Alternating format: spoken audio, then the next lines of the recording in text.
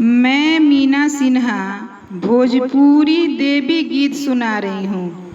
जो भी मेरे चैनल को सब्सक्राइब किए हैं उनका दिल से आभार अभिनंदन।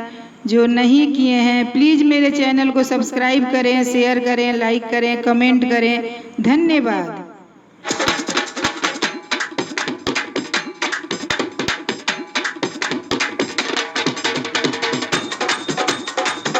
लागेला बड़ी महान मूर्तिया, देखे मगन मन होके हो लाल।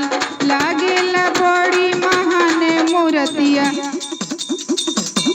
देखे मगन मन होके हो लाल।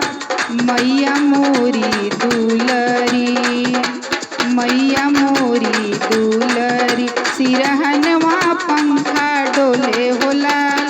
मैया मोरी दुलरी, सिरहनवा पंखा डोले हो लाल। मैया मोरी दुलरी, सिरहनवा पंखा डोले हो लाल। मैया मोरी दुलरी।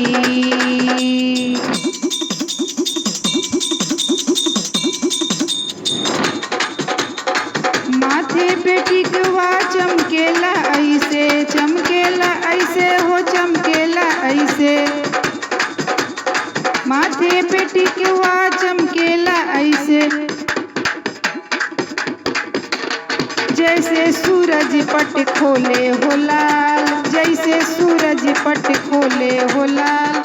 मैया मोरी दुलरी, सिरहनवा पंखा डोले हो लाल। मैया मोरी दुलरी, सिरहनवा पंखा डोले हो लाल। मैया मोरी दुलरी।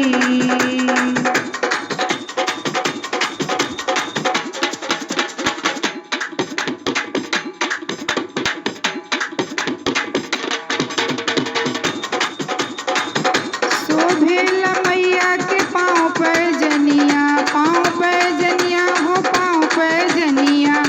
शोभेला मैया के पाँव पे जनिया, छुम छुम छननन बोले हो लाल। छुम छुम छननन बोले हो लाल। मैया मोरी दुलरी, सिरहनवा पंखा डोले हो लाल। मैया मोरी दुलरी, सिरहनवा पंखा डोले हो लाल। मैया मोरी दुलरी।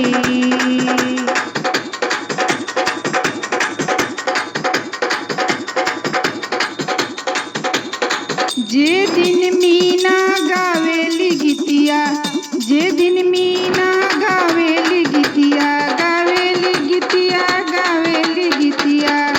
मनवा में श्री मन होके हो लाल। जे दिन मीना गावेली गीतिया, मनवा में श्री घोले हो लाल।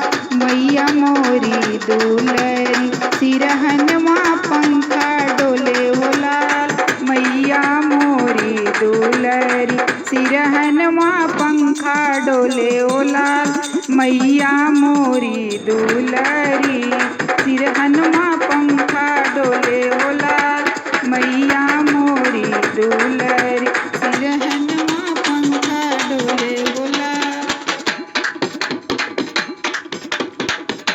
माथे पे टिकवा चमकेला ऐसे, चमकेला ऐसे हो चमकेला ऐसे। माथे पे टिकवा चमकेला ऐसे, जैसे सूरज पट खोले हो लाल, जैसे सूरज पट खोले हो लाल। मैया मोरी दुलरी, सिरहनवा पंखा डोले हो लाल। मैया मोरी दुलरी, सिरहनवा पंखा डोले हो लाल। मैया मोरी दुलरी, सिरहनवा पंखा डोले हो लाल।